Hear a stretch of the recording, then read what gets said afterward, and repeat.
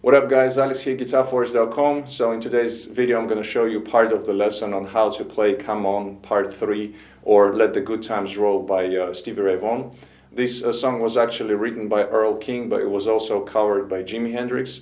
But in today's lesson we're going to take a look at Stevie's version, and this was requested and supported by Gary, so huge thanks goes out to him for the support. And like I mentioned, this is going to be just a part of the lesson. The full complete lesson note by note with all the sections, the two big solos and everything else is going to be available at GuitarForce.com. You can find the link in the description box down below. And with the download you'll be getting the full video lesson, but also all of the tabs plus a backing track which I'm working on right now. So if you get the lesson without the backing track, just contact me and I will send it to you, the backing track, as soon as I'm done with it. Also, you can get the tabs and the backing track separately. They're going to be available at the site or on my Patreon page.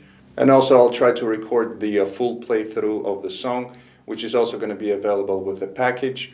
And when I'm done with it, I'm going to post the playthrough on my other channel, so you can find the link in the description box down below. Also, one more thing to mention, I'm currently working on Stevie Ray Vaughan's style of playing course, which is going to be similar to Jimi Hendrix's style of playing course that I did, which is called Get Experienced. So keep checking the channel, keep checking the site when it's available, you will find it there. Alright, so now back to the lesson. We're going to be in half step down tuning on all the strings, and for the sound I was using the VST plugin Guitar Rig. I'm going to show you the picture of the preset right now. While you're checking it out, I'm going to play you my low E string so you can tune up and play along with this lesson.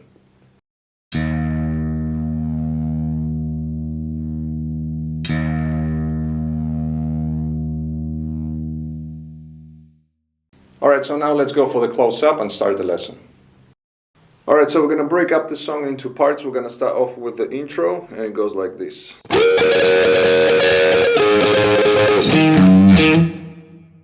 Alright, so we start off by playing the double stop. So third string 16, second string 15. We play here a gallop figure, 4 gallop figures here. Like that. Then we move to the 14th fret, same strings, second and third string.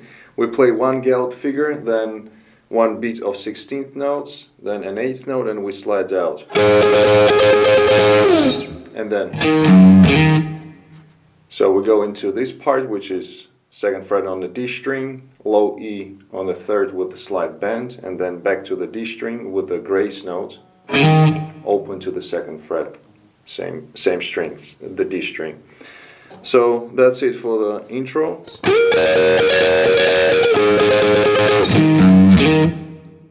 And then we get into the verse, and we just use that part throughout the entire verse. And then after that we go into the sort of chorus. So the scale run before that. So basically all we do is on the low E string, 5-7, 5 on the A, then again 5-7, then 3-5 open.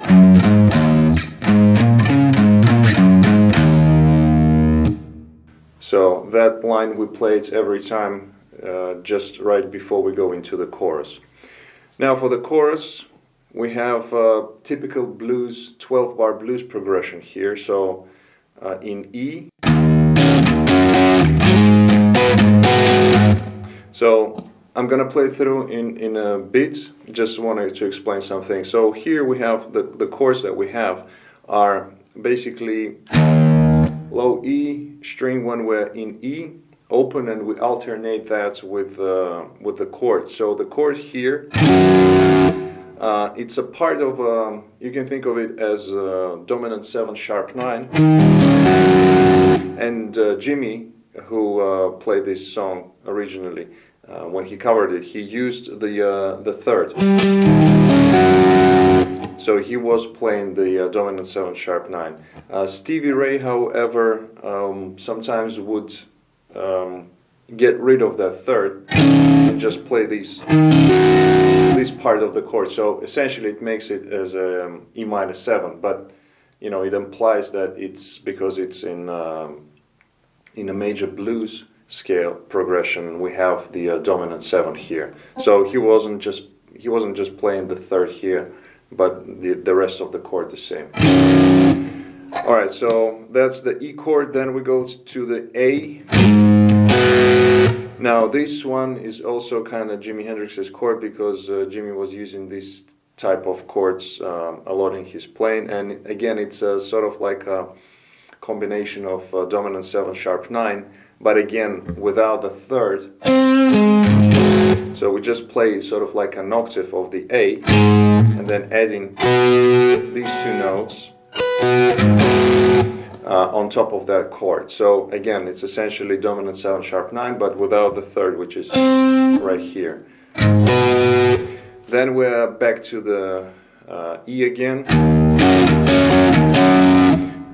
back to the A, and then we have some fills here. We're gonna break them down in a minute.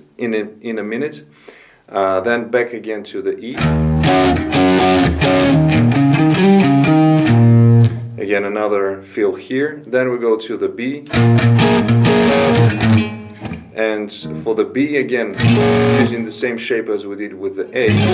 And Stevie is using, and Jimmy was using the some passing notes here. So using the from the B going to the A, using the B flat, then go to the A.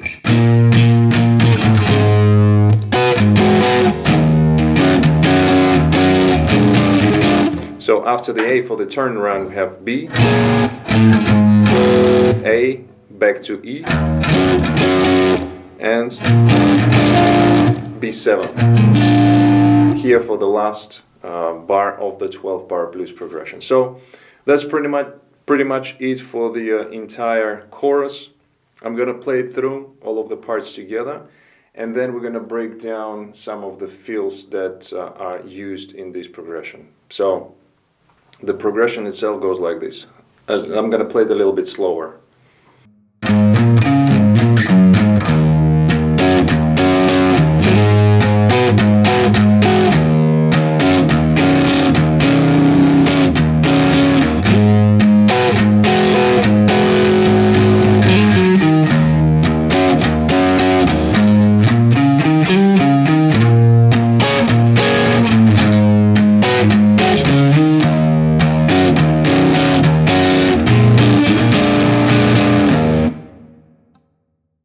Alright, so that's pretty much it for the entire chorus. Now again, when playing these chord progressions, you know, the rhythmical figures are always different. So, but general rule is here, kind of breaking the chords into bass notes or lower notes, and then adding the chord. Just listen carefully to the original track, and you'll be able to get the feel of it.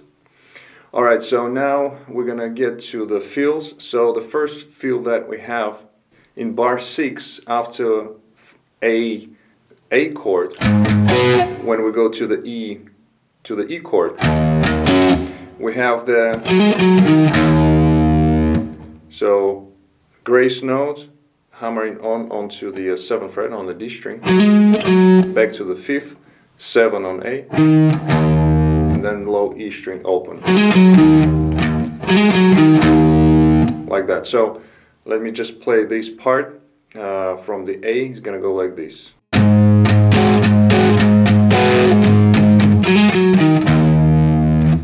Alright, and then we stay in E. So here, right after we've played the E chord, open to the 5th fret, and then 7 on low E, 5-7 on A. Here we have a grace note, 5-6 on the D string, back to the A, 5-7, and then we slide with an octave, A to the B. So that's what we do in the B chord, and then goes to A, E, and then for the last chord, for the B7. So that's these fills that we do during the chorus. Now, in second and third time when we play the choruses, the fills are slightly different. In the same places, but slightly different. So in A, when we have the 6th chord,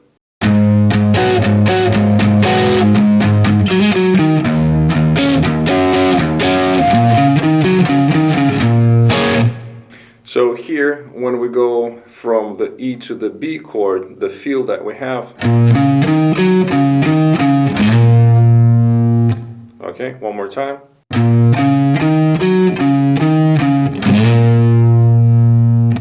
And then we go to the B, and the rest is exactly the same. Alright guys, so that was it for this lesson. I hope you liked it. If you did like it, please give it a thumbs up. If you'd like to continue learning the rest of the song, check out the link in the description box down below. Please comment, share, subscribe if you're new to my channel. Don't forget to visit GuitarForce.com for more guitar lessons. In the meantime, take it easy, and as always, let the force be with you.